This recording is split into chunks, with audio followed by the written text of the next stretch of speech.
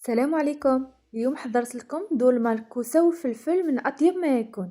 حشو غني بالنكهات طرية ومتماسكة ومع مرقة تجي بنينة بزاف وتذوب في الفم.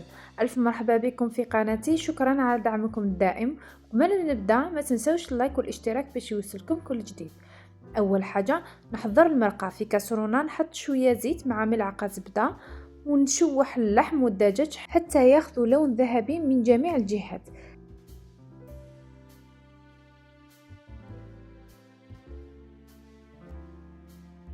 بعدها نحيهم على جنب، وفي نفس الكاسرونة نقلي بصلة كبيرة حتى تذبل.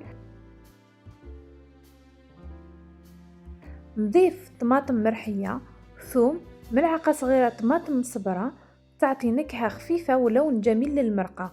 نتبل بملح، فلفل أسود، راس الحانوت، ونزيد شوية مرق الدجاج اللي هو اختياري. نخلي المكونات كامل تقلى مليح، ثم نضيف الحمص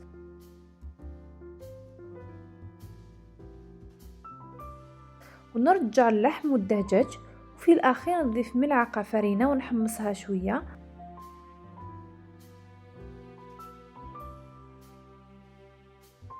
ومن بعد نمرق بماء سخون ونزيد ورقة روند ومعدنوس وقزبر، نخليها تطيب على راحتها. هنا نروح نحضر الحشو. أول حاجة نفور الأرز مع ماء ساخن، شوية ملح وزيت باش ما يتلاصقش، غير غريتين برك ونحيه لأنه راح يكمل طياب مع الحشو. بالنسبة للحشو استعملت 800 غرام لحم مفروم، بصلة متوسطة مفرومة ناعم، شوية ثوم مفروم، حبة طماطم صغيرة مفرومة، ملعقة صغيرة طماطم مصبرة، ملح، فلفل أسود، راس الحانوت، القليل من مرق الدجاج، وبيضتين للكمية الكبيرة أو بيضة واحدة للكمية الأصغر، الأرز المفور، 3 ملاعق كبيرة زيت نباتي.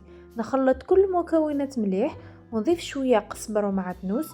الحشو لازم يكون متجانس وجاهز للتعمير، والريحة في هالمرحلة وحدها تشهي. بعدها نحضر الخضرة. أنا استعملت الكوسة والفلفل، لكن تقدروا تزيدوا البطاطا أو تستعملوا نوع واحد فقط حسب الرغبة. بالنسبة للكوسة بعد ما غسلتها مليح بالماء والخل، إذا كانت كبيرة نقطعها لزوج، وإذا كانت صغيرة نحي غير الأطراف.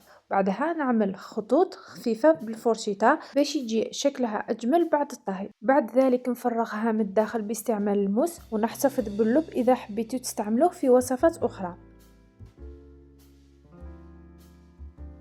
أما الفلفل نغسله مليح، نقطع الراس ونحي الزريعة من الداخل ونخليه جاهز للحشو.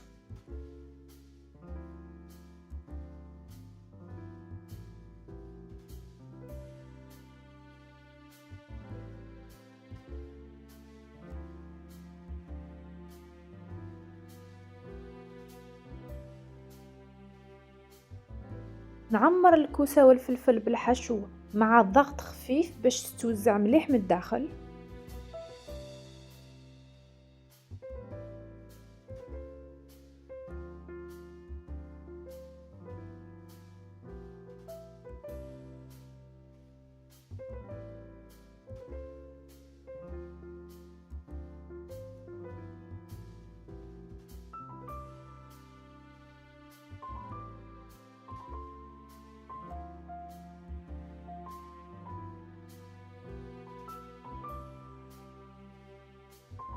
وبعد التعمير كاين خطوة مهمة بزاف، انه نقليهم قليلا قبل ما نحطهم في المرقة.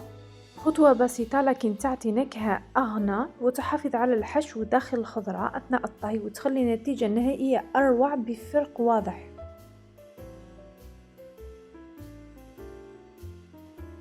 نكرر نفس الخطوة مع الفلفل، يعني نقليه بشوية بكل الأطراف.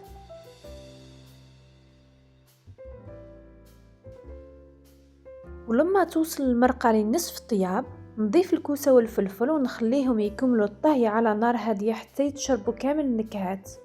والنتيجة الدولمة جات روعة، مرقة ذهبية ومعقدة ولذيذة، والكوسة والفلفل طريين ويذوبوا في الفم. أما الحشو جا طري ومتجانس بنكهة غنية وشهية جدا. ملاحظة بالمقادير اللي استعملتها خرجتني كمية مضاعفة أو أكثر من اللي وريتكم في الفيديو، لذلك إذا راكم تحضروا عائلة متوسطة يكفيكم تنقصوا الكمية.